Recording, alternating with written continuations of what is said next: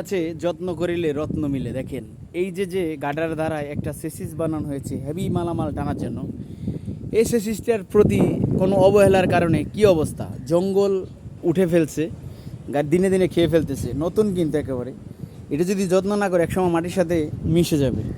টাকা থাকলে কি আসলে, কতগুলো টাকা কমপক্ষে এখানে 15 থেকে 20 লক্ষ টাকা খরচ করে ফেলাই রাখছে বডিটির পরিণতি।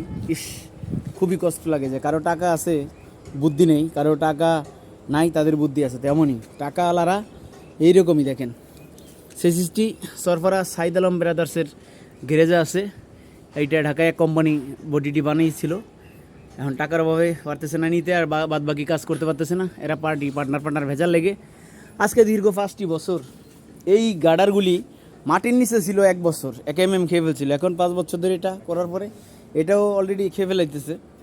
কিন্তু এটা লাস্টে স্ক্র্যাপ হিসেবে বেচা লাগবে, তখন কয় টাকা বিক্রি করবে? যত্ন করলে রত্ন মিলে, আসলে এটাই ঠিক। কিন্তু এটা যত্ন নাই, তাই মাটির সাথে জঙ্গলে মিশে যাচ্ছে। এভাবেই নষ্ট হয়ে যাবে একসময় সব কিছু। কিন্তু এরা কেন, কিসের জন্য? এদের কি টাকার প্রতি কোনো মায়া নাই, মহব্বত নাই?